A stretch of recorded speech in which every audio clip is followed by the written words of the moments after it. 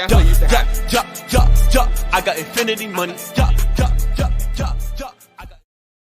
You know, the more and more I listen to our intro, I feel like it sounds like Earl. Like, am I wrong? I don't even know. Can you say yup? I got infinity money. Play it again. One more time. I got infinity money.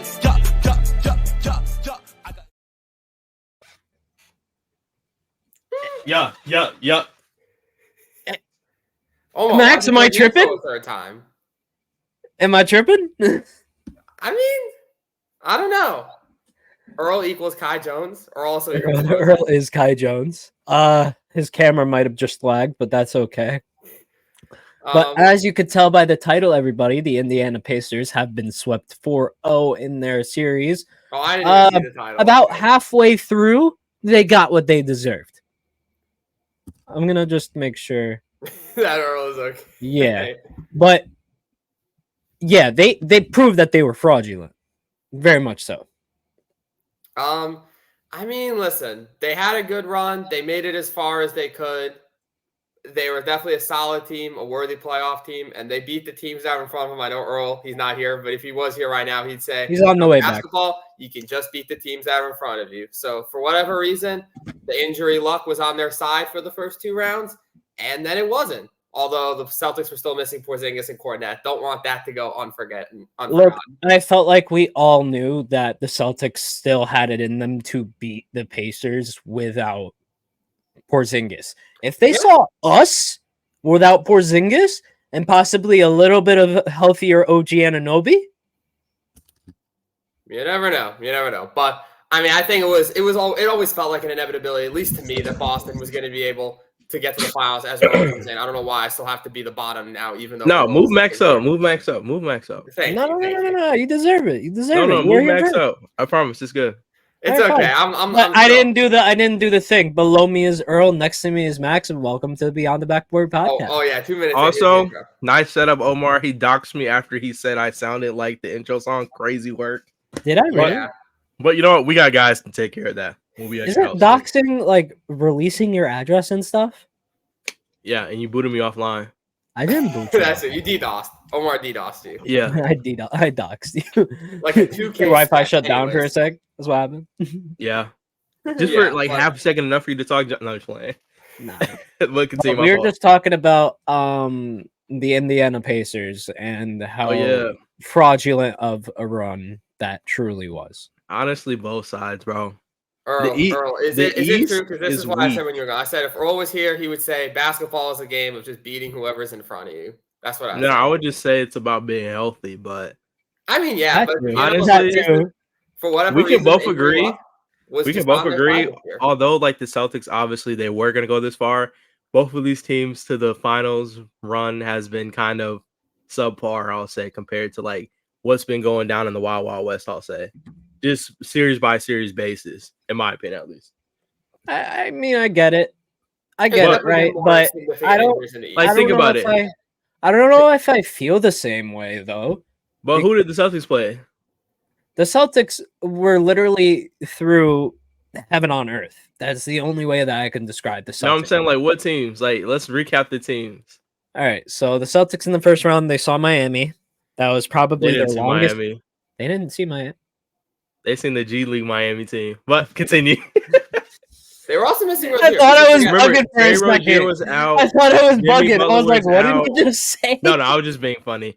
Jimmy Butler, no Jimmy, no Terry Rozier, two of the really bucket getters besides Tyler Hero, and forcing him to be the number one option with no other solidified options around him doesn't work. I mean, that's their 1 and 3 options offensively. Yeah, and then Bam is Bam. Like Bam works good next to guys like Jimmy and Terry Rozier. When he's forced to be the main guy, things just don't work out as well, I'll say. But he's a great player, though. I think they would have handled the Heat even if the Heat were healthy. For sure. I don't think it would have been too much of a problem, but I think I agree. Missing Butler and Rozier, that just made it that much easier. I think if they just had Butler, it would have been extended to 7 And if we talk about like their rivalry for the last couple of years, it's been competitive. Although obviously they didn't have Porzingis and Drew Holiday, but the Celtics and the Heat have been the two teams battling the last 4+ years. Yeah. Going back and forth. So I really was looking forward to seeing that. Like I said, like I can't really fault them. Like it's not like they say, "Hey, I want to play a hurt Heat team." I mean, that's just the way things kind of worked out, in my opinion. But those think about the early rounds. Like y'all's series versus the Sixers, still my favorite series. Next to me, my biased take about watching Lakers Nuggets because every game was close. But that first series of Sixers versus Knicks was one of the most entertaining series I watched all playoffs. I think a hot take is that the Knicks were part of the two best series in this playoffs so far. I don't think the Indy series wound up being that good just because of the amount of blowouts that were. Yeah, but we can. Yeah, but like we can argue all freaking day on how if the Knicks were healthy. Oh man, even like I'm gonna say this, and I don't want to dwell because I said this a few seconds ago when Earl wasn't here, and I just wanted to make sure you heard it. No, I just want to make sure you heard it as well. But I'm here, I'm listening. Yeah, I got you. But if the Knicks saw the Pacers without Porzingis, that series would have I'm sorry. Yeah, the Celtics. That shit would have went to 7 games. I'm so convinced. I mean, I do think Boston is just a different breed. I think it would have taken a fully healthy Knicks with everyone there, whole squad, including Julius, to push Boston that far. I don't think we would have had made a pretty Julius. lucky injury run. I'm not saying we would win. A really good team. I'm not saying we would win. I'm saying we would win at home. I think the Celtics would have been good enough to probably take one of those home games. I mean, this team is good. If we had OG Anunoby, I'm saying. If we had OG and Mitch and Bojan, let's put Randall to the side for a second. Because Randall was going to be out of the season regardless. We knew he was out of the picture. Yeah.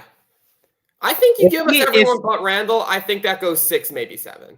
I think that definitely goes 7. If you guys give fully healthy team with Randall, 6. We would have beat the Celtics. Knicks, y'all could have beat the Celtics in 6. If I'm being respectful. I think the thing about the Celtics is you have to have like all around scoring from multiple positions. Julius Randle gives you that. Obviously, Jalen Brunson and Dante DiVincenzo, he's been playing great as well. If we talk about defense, all you have to really do is force Mitchell Robinson to kind of play out on the perimeter or Isaiah Hartenstein because Porzingis, unless you try to put Julius on him, obviously that's not going to work. You still need somebody. That's why we need McCall. That's why we need McCall on the perimeter. The way Porzingis is, guard Porzingis on the perimeter, and he's been a Knicks. And this entire year, when it was Knicks versus Celtics in the regular season, he demolished us in pick and pops. People forget. He was the first. Porzingis was the first unicorn. People forget he's the first 7-foot dude. Same spot, like on the right wing, 3 feet behind the 3-point line, and just hit it every time like it's a warm-up shot. So, like I'll say this again. Like I was talking to somebody about this. People forget, like Wemby, all that. Porzingis was like the first gen model. Like he's like the base model of he was the base model for everything. Forget, Porzingis, he had a little dribble on him in New York a little bit. Not saying he was out there sham gun or anything like that. He could do that, play defense, he could shoot the ball, all these different things. Like he has that. Like he was like the base model. Wemby's just like an upgraded, lighter, next gen iPhone 15 Plus taller Pro, version, like Wemby makes it look so much easier than than Porzingis ever did in his life. Wemby just has the complete package that Porzingis. I feel like was always trying to build to 100%. Like Max said, he has the full package. But the thing about it is, he has the full package as a rookie. Porzingis is just like kind of unlocking like those next levels of that package. Time he tries to get to where Wemby is, Wemby's gonna have his own tier, which he's already in right now. I mean, next year he's going to be Defensive Player of the Year. There's no question about that. Like Rudy Gobert, that's it. You know what? I do think Porzingis was set back from a few injuries that he did receive. Like I'm not gonna lie about that. Like, and that's the biggest thing with bigs. It was progressive. Like the way he progressed, he could have been. Oh, he could have been so much better. But it's just like, was it? What? Huh? What? We're gonna ignore that. But he would have been. I heard that. He would have been so much better than he was today. I don't know, or I feel you heard what you wanted to hear. Yeah, he even said it. Omar even admitted to it. He was drinking water. It happens. No. Anyways, do you guys think Wemby is already a top 25 player in the league? Like, right? 100%. No. I feel like he's close. He's close though. I agree. He's close, but I have to give guys 2 years because first year you did it. Second year is about being healthy and doing it again. He should have been defensive player of the year this year over Rudy Gobert because that man. Rudy Gobert is the first defensive player ever to go from a defensive player of the year to a defensive liability in the playoffs. Well, I'm saying we know how this works, bro. It's mostly you have to be the best defender on the best defensive team. That's historically that's usually how things go down. No disrespect to it. I'm just saying, like, the thing with Gobert is I think he's the best paint defender in the NBA by a good margin. I don't think there's anyone who's quite like him when it comes to like impacting shots, forcing offensive players out the paint, rebound percentage, block percentage. Like there is no free shots when Gobert's in the paint. He turns people away all the time. So I feel like he's a good paint defender. Like he's best paint defender by a good margin. Yeah. But he's so clearly and obviously a liability as soon as he steps outside the paint. He cannot defend the perimeter whatsoever. And that's nothing new. Yeah. But it's like the question is, do you award the Defensive Player of the Year award to the guy who's the best in the paint and then terrible outside the paint? Or do you give it to someone like Bam or AD or Wemby, who were probably top 5 or top 10 paint defenders in the league, but also top 10 or borderline top 10 in switchability and being able to guard the perimeter? So it's like Gobert excels the most in like the stereotypical defensive category, protecting the rim, but there's way more versatile and adaptable defenders who kind of check all the boxes versus Gobert, who just checks one very, very emphatically. And we're seeing that. I mean, the Mavericks have just put him in pick and roll, screen action, dribble handoff action. And it's not just putting aside the Luka game winner. They went him so much in game 5. Like every single time down the court in game 5, they were putting Gobert in some sort of action. And the Timberwolves switched them a lot, and he got eaten up alive on the perimeter a lot. Like it's just so blatantly obvious. Yeah, it blatant. It's very blatant. So I'm not going to act like he doesn't deserve Defensive Player of the Year, but like seeing what we're seeing. I'm not going to say that either. It's like, because I know I came in a little hot, but I don't know. I just felt like Wemby, as like what he was and what he came into and how he was able to affect his team being a rookie. I mean, you know what? Yeah, I think you have a better chance of having a better case with Rudy Gobert. But like Earl said, that's how it historically goes. You gotta have you gotta get the best defensive person on the best defensive team. Yeah, I think that definitely plays into his hands. When the Rudy Gobert came into last year with the Minnesota Timberwolves, people were calling it the worst trade the Minnesota Timberwolves could ever make in their life. They hated it. I did too. Earl, you did too. I mean, the price. Everybody said it. I literally wrote a PSF article on why the Timberwolves 3-center lineup won't work. Yeah, you can find that. It's still up. I'm sure it's still up. Someone could find that. Yours. I definitely wrote something like that too. But it lives on the internet. No, but just to speak to it, it's just we called it the worst trade ever, and it probably ended up being the best thing for the Minnesota Timberwolves. Yeah. Yeah, they don't go this far without him. I'll tell you what. Who knows? Yeah. Maybe one of those first-round picks becomes the next MJ, and it's like, oh, dang. Utah becomes stacked in 5 to 10 years because of all those first. Remember, they gave up 4 first-round picks. That is a lot. If one of those turns into a GOAT, and then it's like, oh, look who you gave up for a couple of years of Gobert. But, like, I'll say this. Timberwolves don't make their first conference finals this year without Rudy Gobert. Or first conference finals in a long time without him. So, certainly, at least right now, it's yielding them the success that they were looking for. Yeah. So, right now, they're 3-1 in their series with each other. Game 5 tonight. Yes, sir. Yes. Do you guys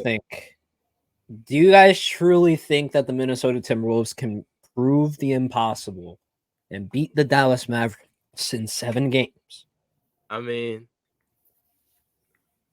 I think they have a chance, but they won't, if that makes sense. Yeah. Like I don't think there's a possibility. Down 3-0. I don't think they could. I could not see a world where they win 4 in a row. Mm-hmm. Timberwolves, I could see it. I think it's possible. Yep. I don't think it'll happen. I think the Mavericks are good enough and they've got good enough leadership that they're not going to crumble. You think about they made 2 key trades earlier in this year that's going to make it impossible for the Timberwolves to win. Yeah, if they're not injured. Yeah, I mean, you think about Jason Kidd, battle tested, champion as a player, been through a lot of adversity in his career, won a championship with Dallas. He knows what it takes to close a series out.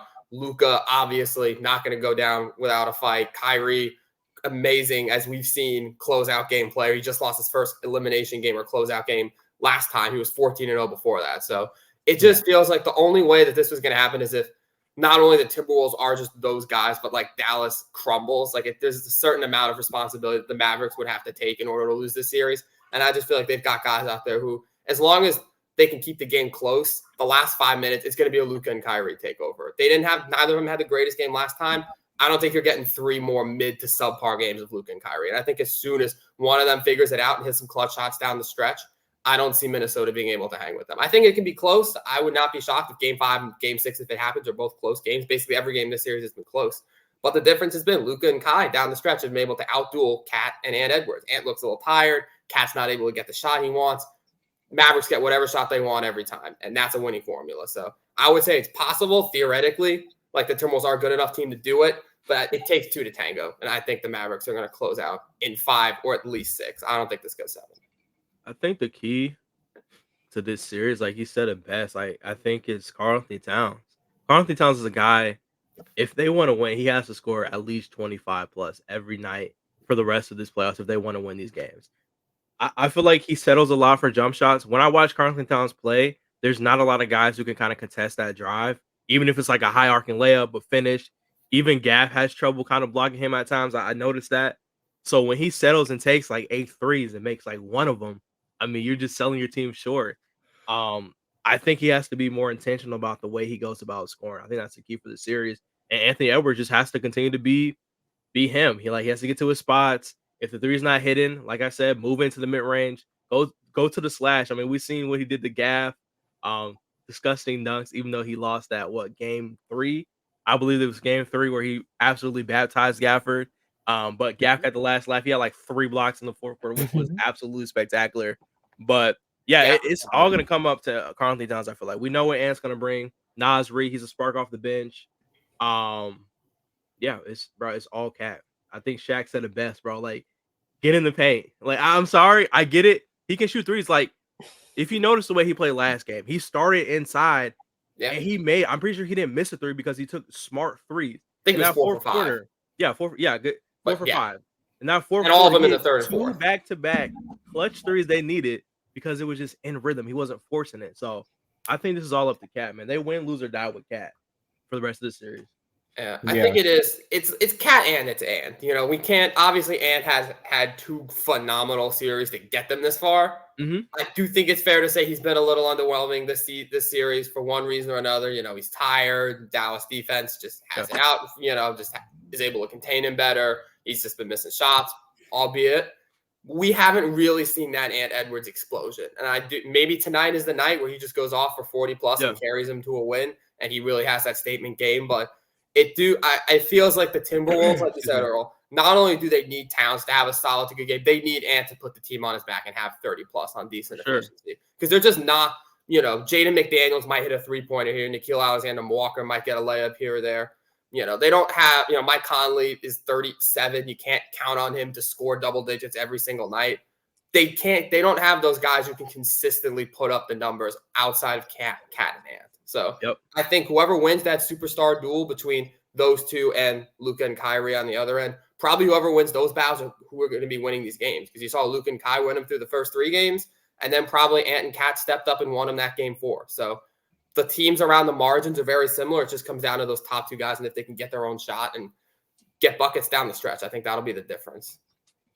Yeah, I think can't argue with that at all. Yeah, I agree. Can't argue with that. It's a big game for Ant. If he can step up and really have a legacy game tonight, that would do a lot for him, I think. What they call on social media, it would feed families. But yeah, like you said, this series lives and dies with Cat. Like, if he's not doing well, you guys are not going to play the game. You guys are not going to win. Yep. And I think Max said it best. It's about the duos, and Kyrie and Luka have been winning the duo battle. And on any given night, it's usually just Ant or both. Basically, both of them don't show up at the same time, which you can't win like that. They still almost won a couple games like that. To be fair, they almost pulled it out. Nas behind Nas Reed. The Nas game, if they would have won that game, this is a different series. Yeah. Dude, I think Nas Reed, like 7 or 8 threes that game that lost. 7 for 9, I think. I think Nas Reed is so much better than everybody thinks he is. Oh no, I think we know he's good. I think. Do you guys remember? Like, he was. We won it, bro. Going into he was season, the jelly guy. He was on our MLE list. Like, everybody was talking. We talked about it in Lakers shows. We're like, hey, We need Nas Reed. He's gonna be the perfect MIL exception, or MLE, sorry, mid-level exception. We talked about it. His spacing next to Anthony I'm Davis. talking even before, like, Man. bro created like that whole jelly movement with like the twist. Oh yeah, he's Big Jelly. Twisted layup. He's Big Jelly. And Mhm. I was like, I used to wait watch a them second. all back in the day. Because a few years ago, admittedly, when I was in high school and I was seeing this shit, I didn't know the guy's name. I just knew the motion and I just knew the guy was good at basketball. Mhm. And then later on today, and I was like, God damn, that was Nas Reed. Holy shit. Yep. Big He's Jelly, man. a lot He's better the guy, than everybody thinks he is. I think he can be a starting power forward, starting center in the NBA. For sure. But Yeah. right now, Anything. he's on a really good team with a He lot can of take really good KD's spot. players. I'm just playing. Huh? Not that I'm trolling. I mean, he's the sixth man of the year. I think if you win sixth man of the year, that means you could probably start on half the teams in the NBA. 100%. 100%. Yeah. Put him on the Put him on Pistons. He's a On the Knicks. superstar. He's averaging 50 points a game next to Cade. He reminds me of a slightly more athletic Miles Turner, like similar kind of games. Obviously, he's a little smaller, but like stretch big, good rebounder, can put the ball on the floor a little bit, which Miles Turner can't really do. But like, inside out scoring presence, can hit the mid range. I like that. Block shots as well. Very good rim protector. I think Miles Turner That's is a good comparison, taller and man. thinner. I like that. I would probably give Miles Turner the slight edge right now, but just in terms of like play style and like what he could become. Like, I think if you give Nas Reed 30 minutes as a starting center or starting power forward, he probably puts up similar numbers to Miles Turner. And Nas is a better finesse finisher, if that makes sense. Like, definitely going downhill. You want Nas Reed. He can finish downhill. Turner's not really putting the ball stuff going like downhill like that. Now Turner, he'll get a little body on you every so now, but it's like one of those like catch and rhythm, like not a dribble and create. Yeah. So I agree. He can play the post. Turner's got some post game to him. Nas, I haven't really seen too much post game, but let's talk about some. I think they could have a similar impact. We saw Miles Turner just be a very impactful starting center on a conference finals team. Yeah. All right, let's talk about some offseason planning. Clearly, there's some shaking in the NBA. Donovan Mitchell, the New York Knicks are trying to make moves. Re-signing OG is apparently going to be hard. Huh? I heard Mitch is more stable in Cleveland than LeBron was. That's the report. That's so crazy to me because I don't believe that, bro. Cleveland media is kind of crazy. I'm taking everything with a grain of salt. Cleveland and Knicks media having a war, battle of the media. It's not even about me wanting Donovan Mitchell. It's about the fact how he's acted this season, and like people are trying to say that he cares more about the money. I don't think he cares more about the money than he does winning a championship. That's not. Omar, give us context. Give the fans context. How is he acting this season? He won't be there, bro. He won't be there. Based on what? What based? I need to hear it. Remember, it was a little bit earlier. I think it was like towards the end of the season or going into the playoffs. Donovan Mitchell was like in a tunnel or something, and he was talking to a reporter. He was responding to the GM's comments about him like being 100% safe, and like they're gonna sign him no matter what. Mm-hmm. And then it was like he was like, "Oh, I don't know if everything is like set in stone. I'm gonna weigh my options out." That's not what he said. Something he said, "Right now, I'm focused on winning," and that's the truth. He said, "Right now, I'm focused on us winning right now." He said something along the lines of, "I don't know. I'm not sure." But why would he answer that? I mean, why? Yeah, I think that's just him hedging his bets, Probably. And I'm probably overreading into it, but bro, it's also been an overwhelming consensus that he wasn't happy in Cleveland for the past, or before they started winning. He wasn't happy for a little while. But that doesn't come if you don't get Darius Garland off your team either. So it's like Cleveland's either got to go with loyalty to Donovan Mitchell or loyalty to Darius Garland, it seems like. Yeah, Cleveland's just weird to me because it's like they have I feel like they're like genuinely one of the, if you look at pure talent, one of the more talented rosters in the NBA, like just in general. But I think they're a good example of it's not just talent that you need to win, you need fit. And to be fair, they did just win a playoff series. So like can't take that away from them. They have made back-to-back playoffs and won a playoff series with Donovan Mitchell. So fair play to them. But it's like Donovan Mitchell and Darius Garland together, both very good players. Are you going to get the best version of either of them if they're on the court together? Probably not. Then you got, on the other end of the spectrum, Jarrett Allen and Evan Mobley, both very, very good players, borderline all-stars, the both of them probably.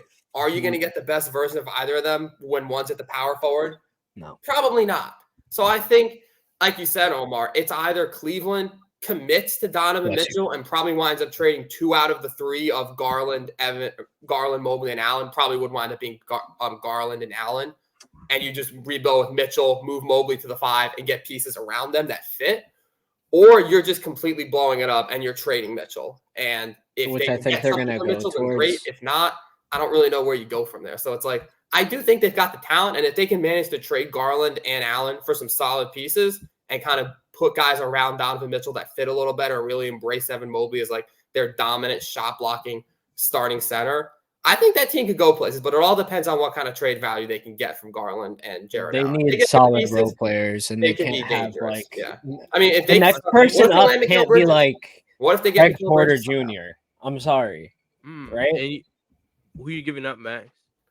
I mean, let's say they're able to give up, let's say, like a Garland and a Karis LeVert, and maybe a pick for Mikal Bridges. I don't even know if Mikal Bridges would take that much. Like, let's say they're able to get Mikal, and then they trade Jarrett Allen for like some solid bench piece or like solid rotation, because they do got Karis LeVert. Yeah. They got Max Strus. Those are both legitimate plays that I think you could start those guys next to Donovan Mitchell. Yeah.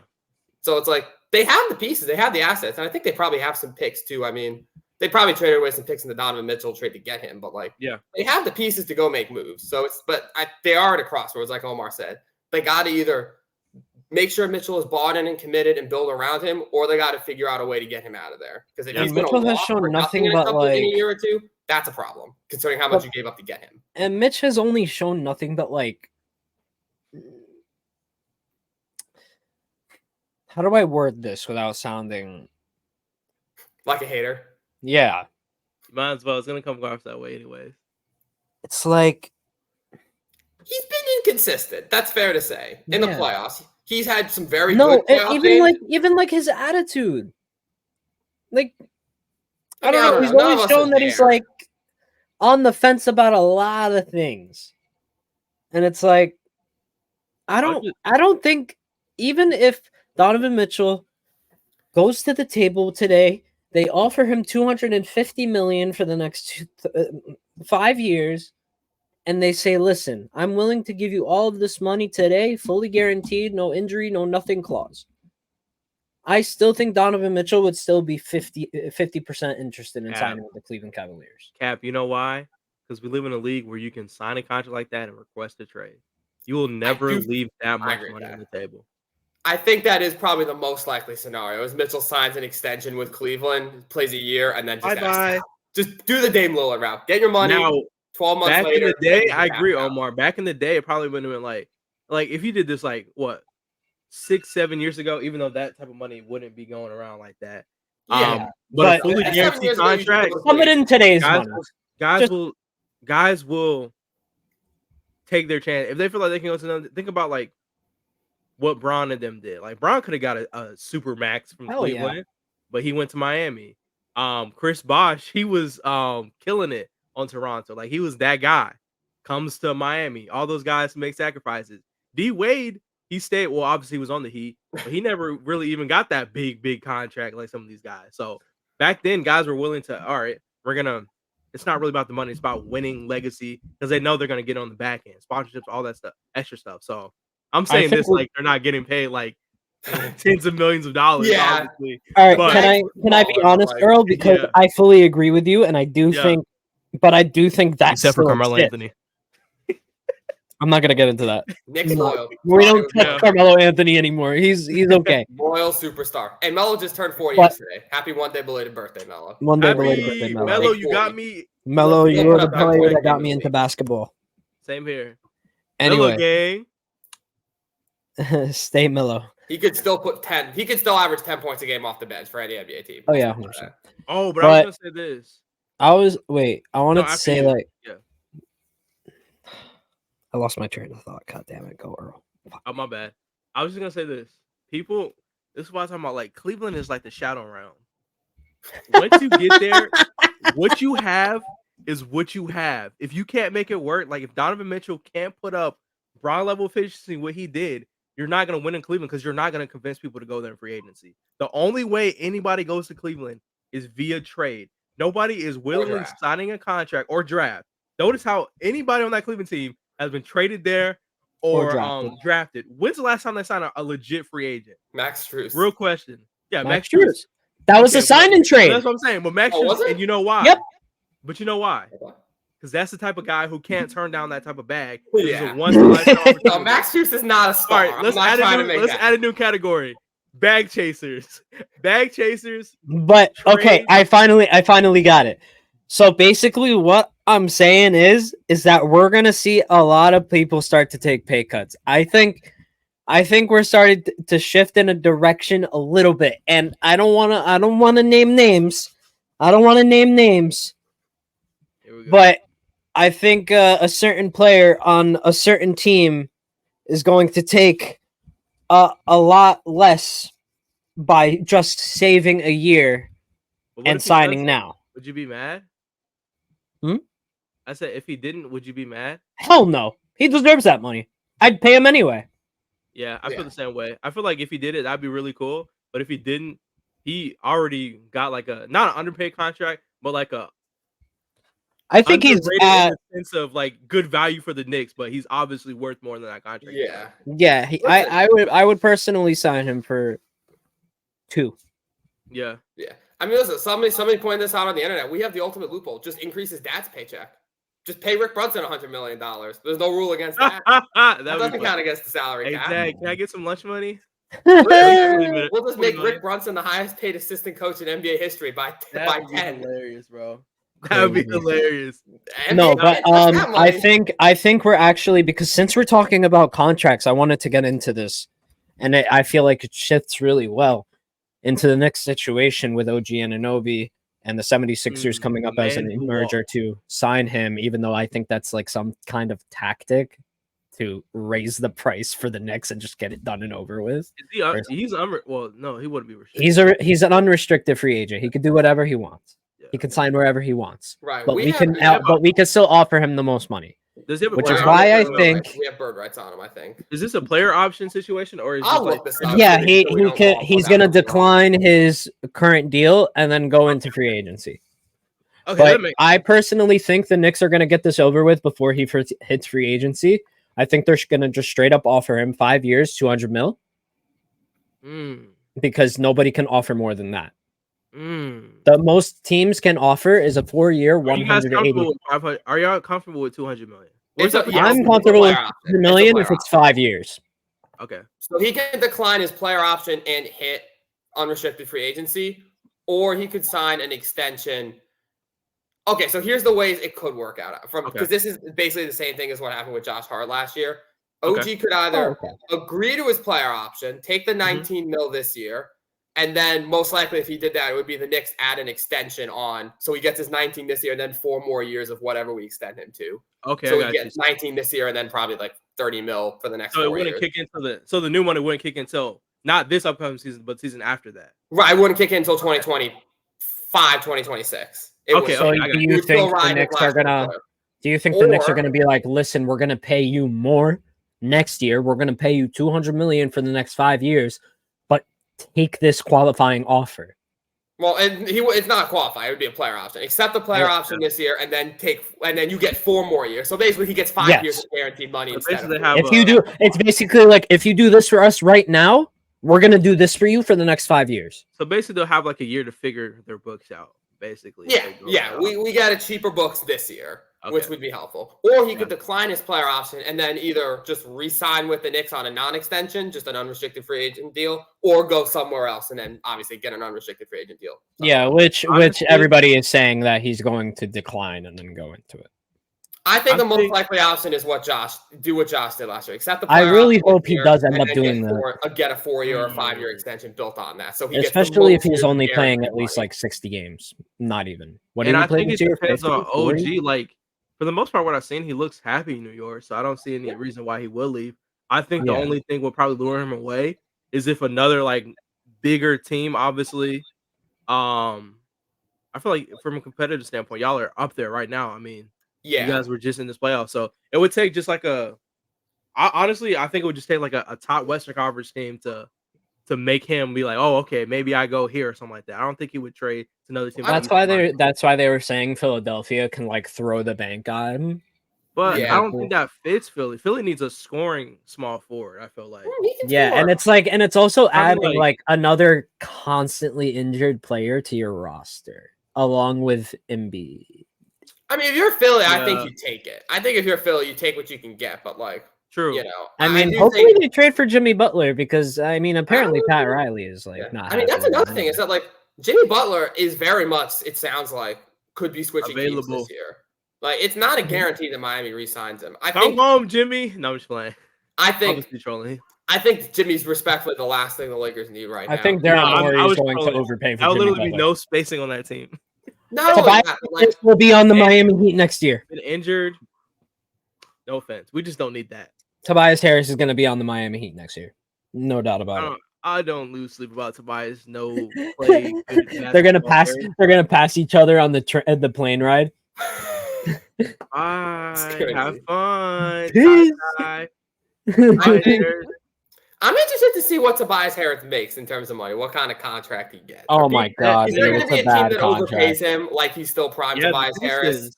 The Pistons. It's a bad contract. The thing about it is, a team like the Pistons, they would have to overpay a guy like him just to bring something there. Not saying Tobias is like that because he's not, no disrespect, but No. the But, like, Pistons it's the have to Pistons pay move. double the contract of a guy just to make them come and play for you. No disrespect. I could very much see the Pistons shelling out like way too much money for Tobias Harris or Kyle Kuzma. Honestly, if they go ahead and Makes start sense for trading Kuzma. Quentin Kuzma's Grimes, some coming players through. that they just got, that'd be crazy. Yeah. Imagine they go get Quentin Grimes from them and like Bro, my Jaden thought Ivey process- maybe. Since we're talking about free agency and stuff like that, what do y'all feel about Paul George? Y'all seen the thing where they didn't want to offer him the Kawhi money? Even though I feel like they've been moderately both the same amount of healthy, in my opinion. Obviously, Kawhi is a champion and stuff like that. But I don't know, man. It seems like this, if they don't retain Paul George, this whole trading away Shea thing Yeah, it's over. might be coming to an end. Just saying. I think it would be a shame if they gave up. I know it's like there's only so many years left and they're getting older and older and older. Yep. It's like you can only have the same song and dance so many times, but like They it would have to. really be a shame Yeah. for them to break up this core without a single healthy playoff run. Not one. I just, as an NBA fan, I don't even like I like the Clippers. They're cool. I would like to see Kawhi and PG and Harden win a ring with the Clippers. I think that'd be cool. But But like, Max, you know the last time they were healthy? never. 2020 in the bubble when they lost to Luka. Were they really both healthy that year? Mm-hmm. Okay. Well, Because I remember Clippers fans after that they started talking about how they didn't take it serious after they lost. okay. That was the Well, fair narrative. enough. But like, I still But think you're this right. team. I'm the biggest like delusional Clippers fan. I think if they run the same team back, they could contend in the West. I'm a firm believer in that. Even with old Paul George and old Kawhi, if they could just be healthy, I think it would be a shame for them to break this up over not wanting to pay Paul George the money. Like, you're in this far. Like, you made it this far. You got them here. You've re-signed Kawhi. At least just run it back. Because at this point, if you lose Paul George, then you're really done. Then you got no shot. And it's like, why did you extend Kawhi in the first place? Why did you not just blow this up last year? It's like, you're committed this far. Just pay Paul George's money. Even if you don't re-sign Paul George, you're not doing anything in the next few years anyways. Like, your team is too good to tank. I don't even know if they own their first round picks. So there's no reason to tank. Just commit to the bit and re-sign Paul George at this point. Yeah. But like, if they do fumble Paul George, that would be an L for the Clippers. I'm still standing on the Paul George to the Sixers. Paul George goes to the Sixers, I would be very, very scared of the Sixers because they could throw an absolute bag at him. So if like they have to keep Paul George, bro. They Paul have to George pay is for that still new a little arena. Slighted by the Clippers, he's like, They don't have really to love sell, the bro. offer They're giving moving me, to their like, new really- arenas, bro. Yeah. They gotta sell tickets, bro. I seen the price of those tickets. I'm not paying that price of the tickets to watch Kawhi Leonard only, respectfully, and a 70-year-old James Harden. No, bro. and an 8-year-old Westbrook. Yeah, and I forgot about Russell Westbrook. I mean, he may be Russ Prime one day, and then 17 games in a row, he's Russell Westbrook. Hey, they've got prime Daniel Tice. Earl, do you feel the same as Max does? About what, Paul George? Yeah, I feel like My biggest thing, like going into this, I talked about the Pacers thing a lot, but that was before they got Siakam. I felt like Paul George back to the Pacers would have made sense. I still think in a world, there's a world I just don't know how the money works. I don't know what their books look like. Paul George could fit well on that Pacers team. They need a vet like him who can score, play defense, be that type of leader. I think he fits that bill. Or I think I just look at Sixers. I believe Sixers too. That's a great spot for him. Him, Tyrese Maxey, Joel Embiid. I think that. I mean that. We talk about Eastern teams. I think that can pretty much compete. What do you think the Clippers should do? roster. What do you think the Clippers should do? I'm praying for their downfall. So whatever makes them worse as a team. No. What do you think? What do you think that actually? I mean, what I think they should do is move on. Start over. So you Okay, think so we I'm should not just blow going it? into this. I'm not going into this. with a But hot it take. sucks. It sucks now that it sucks. This is happening now when they're opening their new arena. Like if they did this like 2 years ago in the prime of whatever you call this Russ Westbrook Kawhi thing. I mean, what I say Russ Westbrook Kawhi Paul George thing, it would have made sense. But at this point, Everything James Harden touches goes to Trade- shit, and it's not even his fault. trade everybody for picks. If you can get whatever picks you can get, start over. Picks and young players. Just you can't go back and fix what you did with Shea. That's a fumble of a lifetime. But No, I still wouldn't say that. it is. They I- didn't win anything, bro. I If you think. don't win, it's a fumble, man. I guess. Shea's but gonna like, I be- think. in the you moment, should can you trade- blame them? I get I it. think. I think But you they- should trade all four of them. Blow it up. You're not Low-key winning kind of anything in that agree. Western Conference. You're not going far in that Western. Okay, Max. Let me say this: if you don't re-sign Paul George, and you're not able to replace that star, you Yes. might have to think about it. No, if I you, want if you to think fumble about Paul this, George, you Max. blow it Together- up. But it I sounds also like want you to think about this. With the emergence of Oklahoma City Thunder, the Minnesota Timberwolves, the Houston Rockets in another year when they got Grizzlies Tari are Easton coming back, back they're going to next be year. nice. The Don't put Grizzlies. them in that And same Alfred bucket. Sengun. Oh, the Grizzlies now? Grizzlies, fucking Denver. I didn't even bring up anybody else yet that was in the playoffs this year. Like the guess what? Spurs. The Lakers are Spurs. taking them with all Wemby? championship next year. That's why I love the West. The People- Clippers are people not talk about- going to win anything in the West. I think with a healthy PG and a healthy Kawhi, they could. I No, think they just never. might do it. I But think- again, if you fumble Paul I think George, Kawhi they blow it Leonard up. got lucky with the squad that he had when he was in Toronto. And I don't know who, I guess he got mad, he got traded or something Nah, because he he- went off and then never did it the fuck But the again. thing is, Kawhi knew that window was a 1-year window, and he moved on and got a bag. He knew. He's like, you know what? I know this Because he didn't happened. do anything else. Great situation. He can never, anything he did after that would never compare to what he did. Bring a country a championship, their first, Yeah. you cannot ever go past that peak. So he left on a high road. Nobody in Toronto will ever hate him. He can go there, live rent free. He can eat wherever he wants to for life. He is a Toronto hero, and that's cool. That boom, gone. He goes to the Clippers situation. He tells the Clippers, like, Kawhi is like, he's a mastermind. He tells the Clippers, hey, if you commit to trading for Paul George, I will sign right now. And he used the Lakers rumors and stuff like that. They both did as like negotiation pieces. Like, hey, I want to be in LA, but if you can get Paul George, do it. If not, I'm going to the Lakers.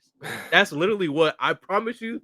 This is the conversation. And that happens. We see the big thing. Boom. That happens. Oh, Paul George traded. Boom. Kawhi Leonard signs with the Clippers right then and there. So I feel like once that happened, they had their window. What was that? That's like 5 years, right? 5 years. Maybe 6. Oh, you're right. It's like 6 years. They have not won anything. Well, Nothing. their I just first year was got the a- bubble year, right? That was I their just first got a notification from I think the year NBA before. Central. It was the year before. Because he. Oh no, you're right. because he won the championship the year before. Yeah, you're right. You're right. Because that's So- when Brown went to Lakers. He got hurt. So yeah, 2020. Okay, so So- they're going on their 6th year. They've had 5 years Yeah. together and one healthy playoff run. I just I'm got just gonna got a say- report from Okay. NBA Central, the real NBA Central. This is not the fake account NBA Central. This is the real account. It says Warriors insider Anthony Velister expects the Warriors to show interest in Jimmy Butler. We discussed some of the That game Warriors options. Jimmy Butler was included. See, Warriors. the thing with these teams like the Lakers and the Warriors, they don't need to go get top-end talent because they already have top-end talent. Nobody thinks that the problem with the Lakers this year is because they didn't have enough superstars. Like, Bron and AD showed out. The problem with Golden State is not that they don't have a number one option. Steph Curry is still basically at the top of his game, if not, like, very close. These teams should be looking for solid starters and role players. They should be looking to trade whatever young pieces they have and get solid veterans / role players, or draft really well. Get a couple like late firsts and early seconds and draft well. Build a team around Curry. Build a team around Bron and AD. You don't need to go chase Jimmy Butler. That doesn't solve you anything. You don't need another top-end star. You need guys who can come in off the bench and give you minutes when those stars aren't in the game. You need guys who can provide some support for the stars and play defense when the stars are out there. Make their lives easier. Bron is old. Curry is old. Get some young guys or like prime level role players around him. That's what's going to make you better. You're not going to get better trying to chase a big name considering you already have one. If you're like Houston or like Orlando, sure, go chase Jimmy Butler because you don't have that big name yet. But like Lakers and Golden State, they got two of the greatest players to ever play the game. Build around them. That I don't know. So like I don't doubt Omar. I'm not saying I doubt the report. Like I'm sure the report is true. I just think that's a bad move. No, I agree with you. Because I was going to bring it up, like, that doesn't right? make a lot of sense. But I agree with you. Like that I said, because assuming, like, if that is true, then you're giving up youth to add an old man to the roster who is, what, he's going to play some good defense. No offense to Jimmy Butler. He's a great player, but I don't think he fits that Warriors timeline. This is what they tried to do with DeMarcus Cousins. Oh, yeah. I think DeMarcus Cousins, that was like a low risk, high reward situation. Yeah, I mean, it signed him for $2 million. That was never going to go. We did too, but he got hurt, which sucks. He did get a ring for that, though. Yeah, he didn't accept it either, I don't think. He got a ring for that? No, he got a ring. He talked about it on a podcast, I'm pretty sure. Really? I think he said he didn't want to accept it, but they told him to or something like that. Is DeMarcus Cousins really an NBA champion and I never knew this? Yeah. Pretty sure, yeah. He also said that he was done with the NBA. Mm-hmm. Yeah. Okay. I mean this most respectfully. I don't think he's good enough to be in the NBA anymore. I think that ship has sailed. I really think he has the talent to be in the NBA. I really think with his past, a lot like I've seen it even with like referees. They just sometimes they literally just threw text at him for speaking in like a normal tone. I'll be honest, it's guys. Some ridiculous stuff. I'm on his basketball reference page. I don't see NBA champion on here. Yeah, because he was injured for that year and he was traded. Well, I'm just saying, like, he still got a but they ring, still but, gave like, him. They still gave him a ring. By technicality, he's not a champion. He just got a ring. No, he doesn't. He doesn't have a ring. I don't. Well, unless 19. Okay, so he was on the Lakers in 1920. You're saying, right? Hold on. Because I mean, I'm on his basketball reference page. He's a 4-time All-Star, a 2-time All-NBA, and a 2010, 2011 All-Rookie. No championship listed. And like I do say, he was on Golden State the year they lost to the Raptors. Okay, I got a YouTube video. I got did not play at all, but I guess if he was on the Lakers, then technically he would. But does he get one if he didn't play? Okay, I was wrong. It wasn't with the Warriors. It was with the Lakers. It was with us. It was with the Lakers. But this is what he said. He tore his ACL. You didn't have a ring ceremony, so people aren't sure if you had a ring. I believe Jeannie Buss said one was mailed. Did you get a ring for that championship? What's the Denzel saying? So it was a little viral clip going around. I'm leaving him with something. I'm leaving here with something. I did receive my ring from the Lakers. Family grateful for it. You know, I didn't play that year because of injury, but you know, I was a part of the team, so you know, I did get my ring that year. Hey man, we take care of our players, even though I forgot it was on our team. But it's crazy. I'm sorry. I hate to use the Mickey Mouse. I hate to say Mickey Mouse ring, but that's about as big of a Mickey Mouse ring. Okay, look, but people don't, bro. I agree. Mickey Mouse ring. But the thing that makes me so upset is that summer, it was a pickup game. I remember it's all coming back to me now. It was a pickup game. He tore his freaking ACL playing a pickup game of basketball. And I promise you, that year, that was when AD was playing his best. DeMarcus Cousins, AD, it would have fed families, man. Like, oh my gosh, I would give anything to see that with just one more time, bro. Yeah, wow. He averaged 16 points a game in Golden State. I didn't realize that. Wow. Yeah, bro, he was balling. That's how he got that contract. I forgot that he averaged 16. I thought he kind of really fell off with Golden State. He averaged 16. No, bro, How many rebounds? 8 boards, 3.5. Damn, he actually had a really good year. I forgot how good he was that year. Cooking, bro. He was the forgotten splash brother. He got hurt. He got hurt that year too in the playoffs. I think he like sporadically played, but he was hurt. Wasn't that the year where it just all fell apart? Everybody just started dropping. Yeah, for Golden State. Yeah. I just saw a really funny report. Earl, you're gonna love this. Is it about the Warriors have spoken with Darvin Ham? Oh, have them. Y'all can have The them. Warriors had some conversations with the former Los Angeles head coach Darvin Ham in recent weeks. This isn't expected to materialize, but it is a signal that the Warriors desire to add a big-name assistant. I mean, you want to make him an assistant. Sure, I guess. Yeah, right? Hey, let him go back to his Mickey Mouse role. Go back to assisting. Yeah. Maybe they're trying to get Ham because they know Braun and Ham are. I guess that's another thing we can talk about. Who are the Lakers going to sign as their head coach? I mean, all the rumors, I guess, are indicating JJ Redick. I mean, that's insane to me. I'm sorry, that's just insane. I don't know. I know those are the rumors, but like, I can't believe that. Like, look, surely this is not. LeBron's not involved with the coaching. I've heard all day. The GM, bro. I'll just say this. He's younger than Braun, isn't he? Or like maybe a few months older. I'll just say this. I'm not the biggest fan because I just don't believe giving the keys to the kingdom of one of the best historic franchises of all time to somebody who's never been a head coach in their entire career. Barely even been on an assistant. I think he's been an assistant once. Am I not mistaken? I think somebody was talking about that. We were talking about it, but regardless, he just retired not that long. Maybe regardless, he has no experience. Basically, he has no coaching experience. No experience. He has podcast experience. He will be the first ever player to get hired because of a podcast. And like, I love JJ Redick. Like, I do too. Listen to his podcast. I think he's great, and I also think he's too smart to take this deal. I feel like this is the kind of thing that JJ Redick would talk about. If this was happening to another candidate, he would go on his podcast and say, this person X is not ready for this. He's going into a high-pressure situation in LA. Well, the thing is, the hottest coaching seat in all of the NBA, trying to coach. It's going to be another Jason Kidd moment. No, but I'm saying, if we're talking about, I don't agree with the signing, but if they were taking this risk, and we're talking about guys in pressure situations, most hated guy, at times, JJ Redick is that dude.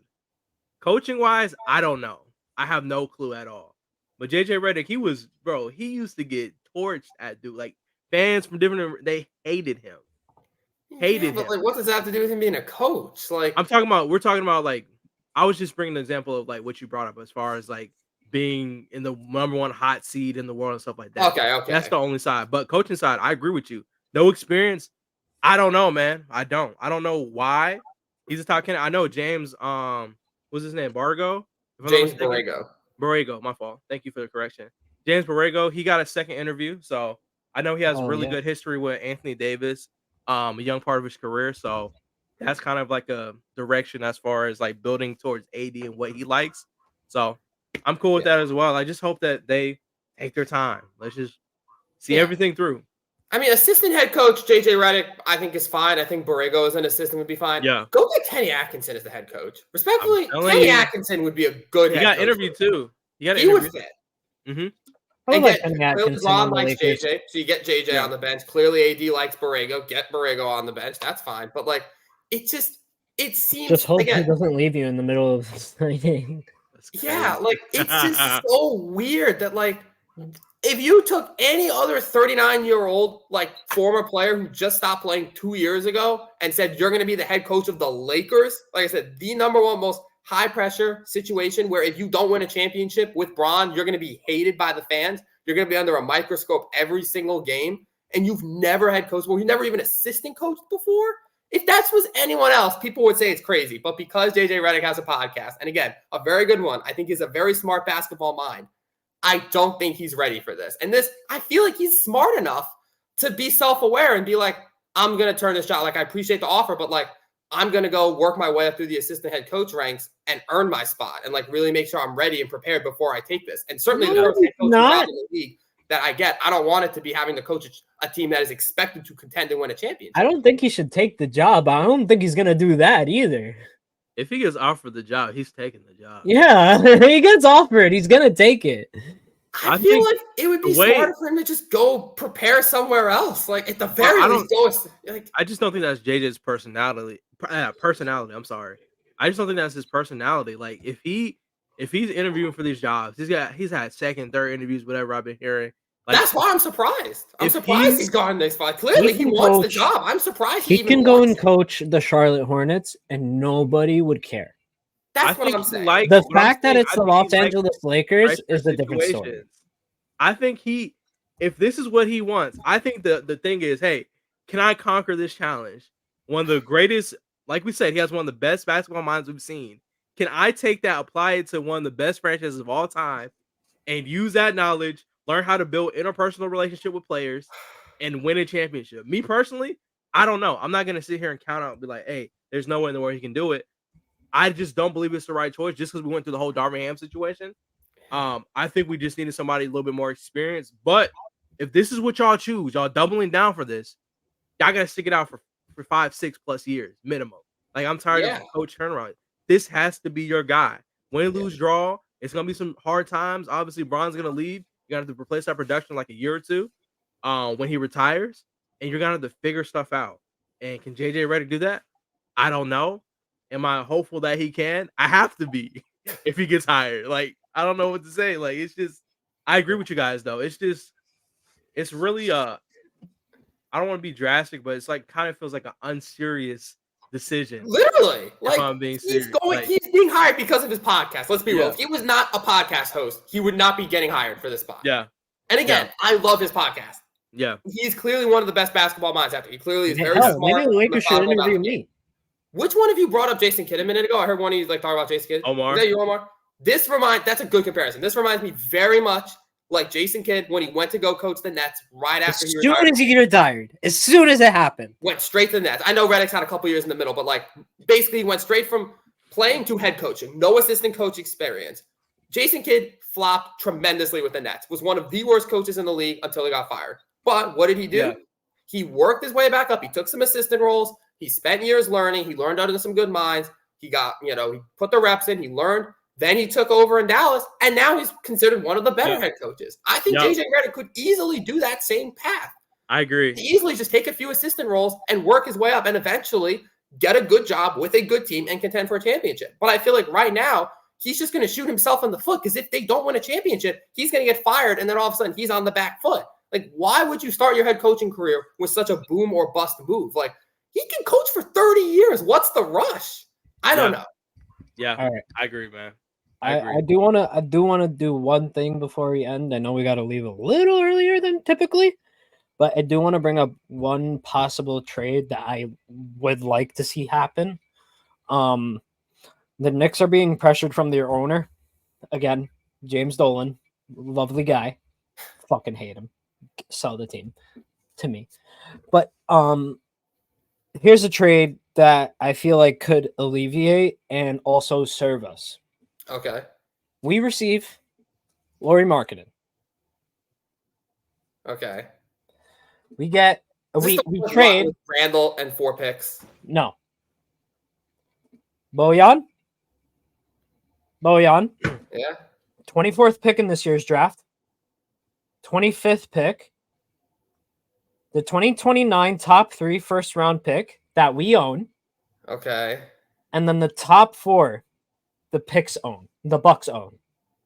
Or they traded it to us not too long ago, but yeah. 4 first round picks and bogey. That's a very hypothetical trade, so I don't have much to say about it, but like I don't hate it. 4 first round picks for Markkanen is a lot, but that would enable us to move off of Randall pretty soon. So I would if I could give him Randall in 1 first, I'd rather do that than Bojan in 4 firsts, but that's just me. We should be getting more if we're giving up Randall for Lauri.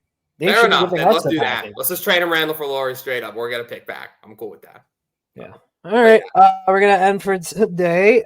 Be sure to be looking out on all our socials and everything like that. Thank you so much for tuning in on this episode of the fraudulent Indiana Pacers, even though we barely brought them up. No, we brought them up. We brought them up enough. But thank you guys. Appreciate everybody being here. And peace. I got infinity money.